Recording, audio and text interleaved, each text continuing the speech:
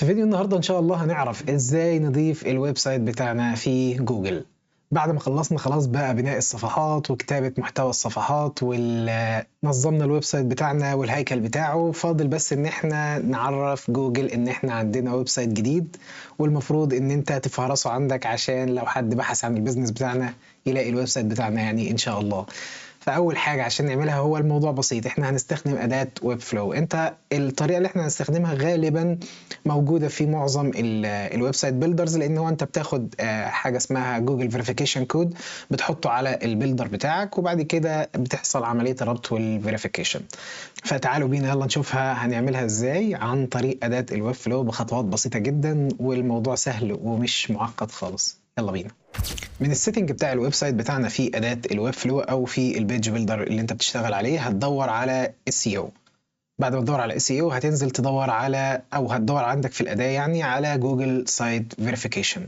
ده الكود ده المفروض إن أنت بتاخده من جوجل عشان تقدر تربط بيه الويب سايت بتاعك وتقدر تعمل عملية الفيريفيكيشن. اسمه جوجل سايت فيريفيكيشن ID. عشان أجيب الويب سايت الاي دي بتاع جوجل لازم أروح على جوجل سيرش كونسول. لو كتبت في محرك البحث جوجل سيرش كونسول هيجيب لك اول حاجه دي اللي هي جوجل سيرش كونسول، دي اللي مسؤوله عن هتقدر تعمل من خلالها كل التحليلات الخاصه بالويب سايت بتاعك، وهنشوف دلوقتي. هو عباره عن اداه بتدير منها الويب سايت بتاعك. هتقول له ستارت ناو.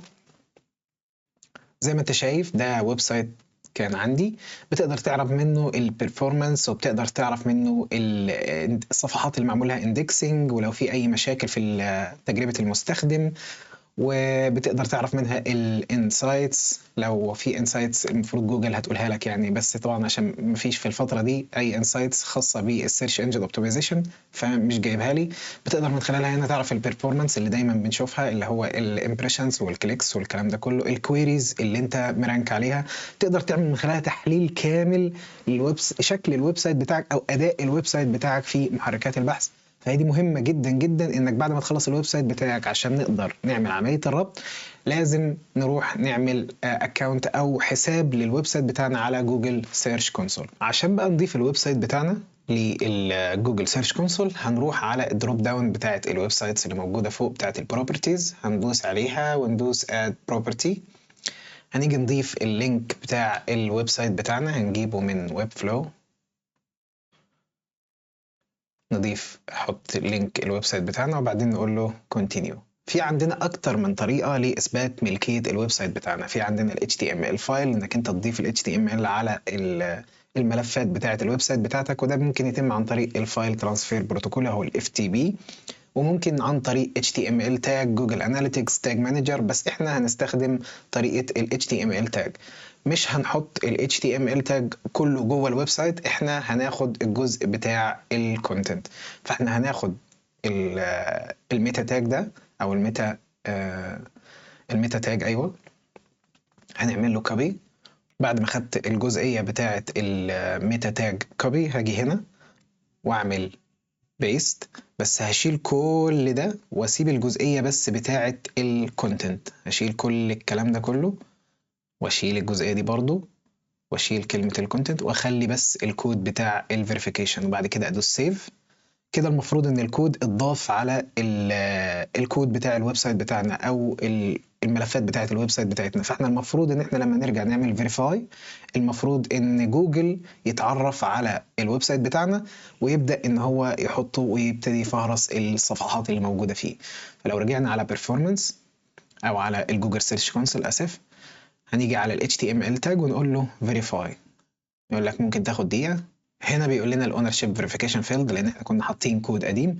احنا ممكن نرجع ونبص على احنا ما دوسناش سيف، هندوس سيف، او ممكن نكون دوسنا سيف بس هو لسه ما قراهوش، لان هو غالبا الموضوع بتاع ال HTML او اضافة الجوجل فيريفيكيشن كود للويب سايت بتاعك ممكن تاخد وقت. فاحنا هنعمل بابلش تاني، تقريبا احنا نسينا نعمل البابلش اصلا. بعد كده هنرجع على ال HTML tag نقول له verify، المفروض ان هو يعمل verification. تمام، كده عمل فيريفيكيشن للاونرشيب او الملكيه بتاعه الويب سايت بتاعنا، كده اتاكد ان احنا ملاك الويب سايت ده عشان يضيفه لنا كبروبرتي في الجوجل سيرش كونسول، ونبدا ان احنا نعمل عمليات التحليل على الاوبتمايزيشن بتاع محركات البحث. فاحنا عشان نبدا نشوف الموضوع ده هنروح نقول جو تو بروبرتي. وفي حاجه تانية، انت ممكن من خلال الدروب داون هتلاقي كل الويب سايتس بتاعتك اللي انت ضفتها واثبتت ملكيتها ليك عن طريق اضافه الكود اللي احنا شفناه. بتبدا بعد كده انك انت اول حاجه بتعملها انك انت تضيف السايت ماب. لما بتيجي تدوس على السايت مابس بتيجي تكتب هنا سايت ماب دوت اكس ام ال، ده الديفولت بتاع السايت ماب في اي ويب سايت في الدنيا. في البدايه انت ممكن تضيف كاستم سايت ماب، تبقى مثلا حاجه خاصه بجزئيه معينه في الويب سايت بتاعك او صفحات معينه في الويب سايت بتاعك، بس احنا غالبا بنعمل اندكسنج للسايت ماب الاساسيه اللي هي الديفولت اللي هي سايت ماب دوت اكس ام ال. وبعد كده بتعمل سبميت، بيبدا ان هو يعمل لها عمليه فيتشنج او يدور عليها ويعمل لها عمليه كرولينج، وبعد كده يرجع يعمل لك يقول لك ان الاستاتيوس بتاعتها سكسس، لان الاستاتيوس هنا لازم تكون سكسس بعد ما انت تعمل سبميت. ممكن تاخد وقت، ممكن تاخد وقت، بس لازم تتاكد ان السايت ماب اتعمل لها اضافه في الجوجل سيرش كونسول عشان يبدا يعمل فيتشنج، يبقى عنده مرجع ان الصفحات دي زادت على الويب سايت. يعني انا عندي الويب سايت دلوقتي، السايت ماب ايه اللي يربطني بالصفحه دي او ايه اللي يقول لي ان الويب سايت ده اتغير فيه حاجات؟ السايت ماب اللي هي الدليل للصفحات بتاعه الويب سايت بتاعنا. ده كان بالنسبه لاضافه الويب سايت بتاعك في جوجل. هو انت بتبدا بعد كده بتشوف البرفورمانس. طبعا البرفورمانس بيظهر بعد فتره من البيانات، يعني بياخد وقت عشان البيانات تبتدي تظهر عندك في البرفورمانس تاب او الانسايتس او الاوفر فيو. كل ده بياخد وقت لان هو لسه يعتبر ما خدش اي داتا. ده بالنسبه للجوجل سيرش كونسول. أداة سهلة جدا، موضوع الربط هو بس فيه تريكاية بسيطة لكن هو مفيهوش أي مشكلة. طبعا عشان تقدر إنك أنت تضيف الويب سايت بتاعك في جوجل وبعدين يبدأ إن هو يرتب فيه محركات البحث. ده كان بالنسبة لفيديو النهاردة. أتمنى لو عجبكم الفيديو إن شاء الله ما تنسوش تعملوا لي سبسكرايب ولايك للفيديو. شكرا، السلام عليكم ورحمة الله.